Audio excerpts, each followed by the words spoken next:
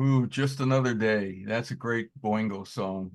That always melts the crowd. Yeah. It, yeah, my shtick is to come out and make people go crazy, go nuts, and then we play that.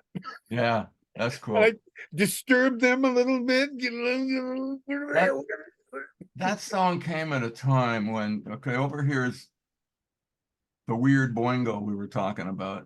You know, I guess Sure. little girls and that era. But Just Another Day, how do I say this?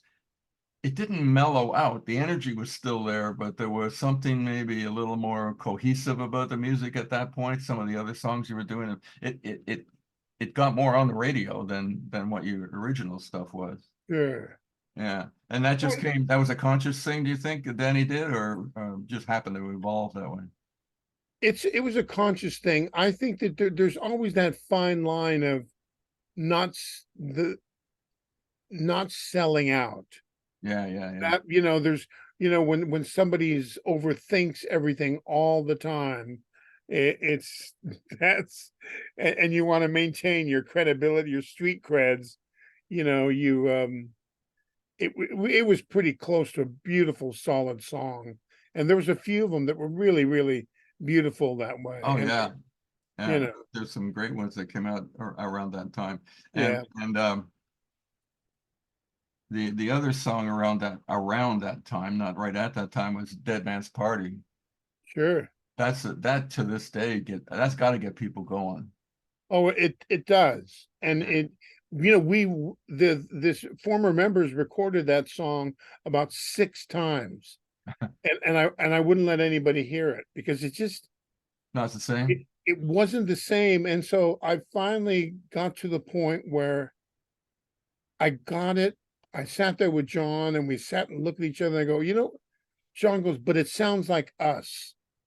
So I said, Yeah, all right, I'm going to live with this one. This sounds like us. And yeah.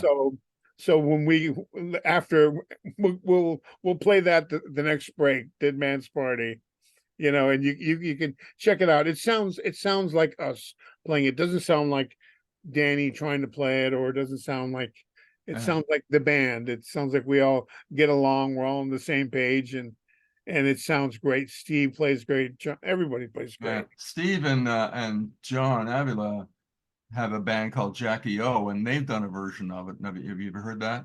Sure, Yeah, sure. it's John singing. He's Yeah, it's just the he's blues screaming thing. it out. Yeah, A lot of yeah, energy. Uh, when you were, I guess, before Boingo, maybe even during Boingo, you're playing with Helen Reddy and different people like that.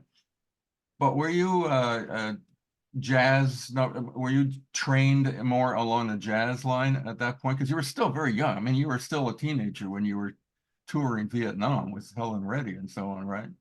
sure. No, I was more of a jazz studio player. That's was my kind of like my little niche, and so I grew up playing a lot of big band music and a lot of avant-garde jazz, and in fact, I ran into here I am. Okay, I have to drop some names. I ran into this friend of mine the other day. This guy named Billy Childs, who I grew up with Billy and Larry Klein, and we were talking about hanging out, and his dad yelling at us. We were in high school playing jazz, in college and stuff. But yeah, I grew up playing jazz, and uh, but I always followed the opportunity. That's why I got the Helen Reddy gig. I started doing TV shows. The way I got the Helen Reddy gig was through a guy named Dave Parlato, who was played with Frank Zappa and all these great players. His dad was the lead trumpet player on the Lawrence Welk show. I was playing avant-garde jazz, and he goes, John, you're playing avant-garde jazz, you're playing pitch shows, you're playing with the Lennon sisters, you're recording, you're running all over town. You need a break. I'm going to get you a job with Helen Reddy. And I said, who? He goes, yeah, I'm going to get you a job with Helen Reddy. And I go, okay. So he got me this job with Helen Reddy. And I didn't believe it at first. I go, well, okay. He goes, okay, we have a concert in San Diego in a few weeks, and we'll get back to you. No one called me. No one said a thing. And I'm like, a week before I call the conductor, I go, are we going to have a rehearsal? Are we going to, oh, no, no, no, no. Dave says you're a professional. It'll be fine. I'll give you the music on the way down to San Diego in the car. And they handed me the music and, No and I way. just sight read the show.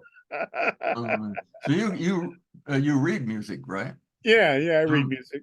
Drum music is weird when you see it on a paper. It's Oh, it is.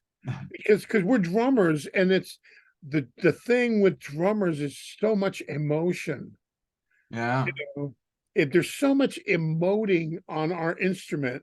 It's like I'm gonna grunt, oh, I want this, I'm gonna breathe into this and all that just kind of always gets in the way. yeah. Well, well, you pulled it off. I pulled it off. But even now, I want a drummer.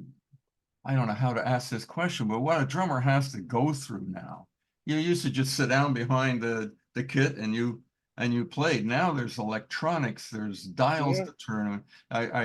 Did you segue into that fairly easily, or what? Or No, are you doing much of them?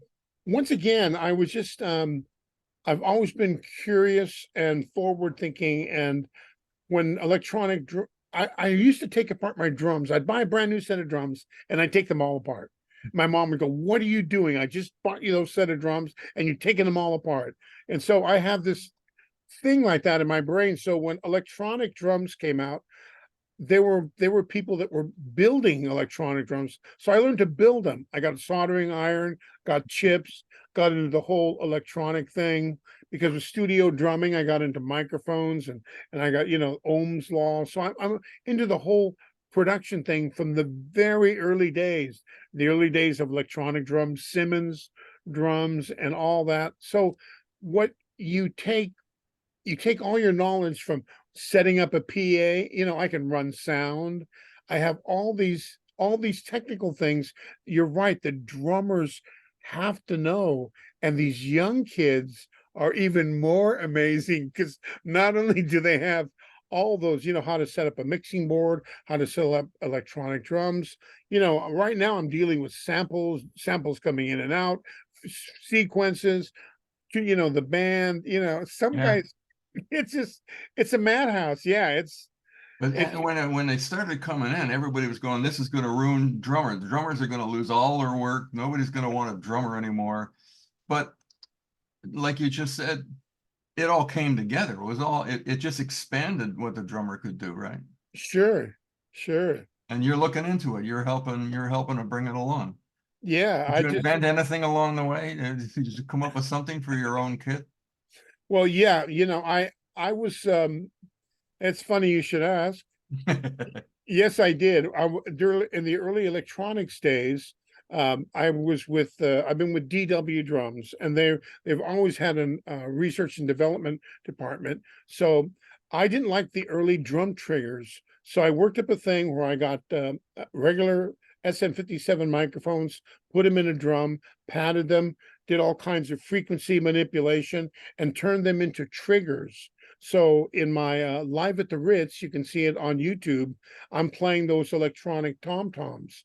And so that concept and the DW electronic pedal are things that they've been working on all these years. And what they found out, but I was working on the concept of sending an strong electronic frequency to trigger a drum.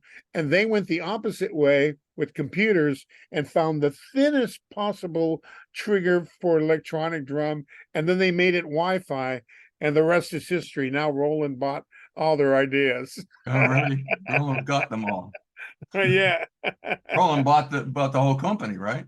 Yeah, yeah. So I've always I have a head like that for that kind of stuff. So That's cool. And you're still fiddling with them? You're still oh yeah, I'm working on my rig now to make it smaller, so I can take it to travel with it a little bit easier. But I have a mixer, a mic preamp for the samples to go out. I have Ableton Live, which handles all the sequences and all that kind of stuff.